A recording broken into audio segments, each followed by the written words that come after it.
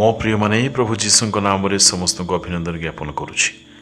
यह स्थान देखिपुं अति सुंदर बहुत चमत्कार स्थान अटे। यह आल्प्स पर्वत श्रृंखला द्वारा घेरा होइकी रही। एठारे लोक माने गोटे छोटिया चर्च तैयारी करथिले। एपरि कहा जाय से चर्च 1748 मसीह तैयारी करा जायथिला।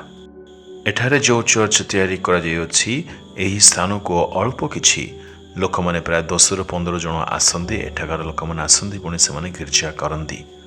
एही चर्चर पछ भागरे सुंदर पहाड़टे मध्य आपण माने देखि पारथिबे। तेबे एहाकु देखिबा पई मध्य अनेक टूरिस्ट माने एही स्थान को आसंदी। चर्च बुली कथा आसले ईश्वर उपस्थिति मन पड़े।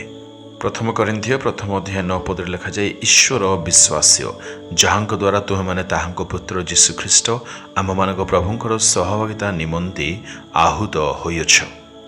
वाक्य आमे माने पढ़िलु आम मानकर आह्वान हेबार कारण। अनेक कारण मध्य एक मुख्य कारण हेउछि आम्हे माने प्रभु जीशुंक सहित जेपरि सहभागितार आसीपारिबा। एक प्रश्न मु आपण मानक रखिबा पई चाहे, पचारिबा पई इच्छा करूछि। आपण माने कोन प्रतिदिन प्रभु जीशुंक सहभागिता करूछन्ती? तांक सहित कोन आपण प्रतिदिन समय यथेष्ट अतिबाहित करने इच्छा प्रकाश करूछन्ती? ना प्रकृत रे आपण माने निजर आवश्यकता किपरि मेंटी जीव एही इच्छा नै तांक समीपवर्ती होउछन्ती। प्रभुंक लोक माने आम मानक जीवन रे परमेश्वर गोटे आह्वान आम मानक प्रदान करि अछन्ती जे आमे माने केवल आवश्यकता पाई नुह किंतु वास्तव रे आमे माने जे ताहांको प्रेम करूछु एणु ताहांक सहित सहभागिता करिबा पई आमे तांको खोजुछु बा ताहांको निकटକୁ जाउछु। एई अनुभूति कोन आपण माने आज लाभ करि अछन्ती।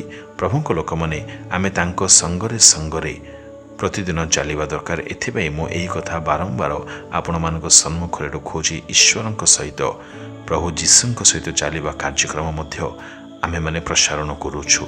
एहाको आपण माने बुझिबा दरकार। आम मानकर आह्वान ताहांक संगे संगे चलिबा अटे। आमे माने जे ताहांक संगरे सहभागिता करिबा तांक पछ पछ जिबा एथिपाई से सुंदर आदर्श देखाई स्वर्गरु आम मानक पे अवतरण करिसंती। तेबे आसंत आमे माने समर्पित हबा। प्रभु जीशु तुम पछे पछे तुम संगरे चलिबा पाई मते प्रतिदिन तुमे विशेष अनुग्रह प्रदान करुथाओ। तुमरे संतान ही बंची तुमरे गौरवार्थे जीवन जापन जेपरि मु करि परिबे एथिबे मते दया करी विशेष कृपा दान करुथाओ। तुम हस्तरे मु मो परिवार संपूर्ण समर्पण करुछि। धन्यवाद सहित ए प्रार्थना जीशुंक नाम रे मागिले। आमेन आमेन।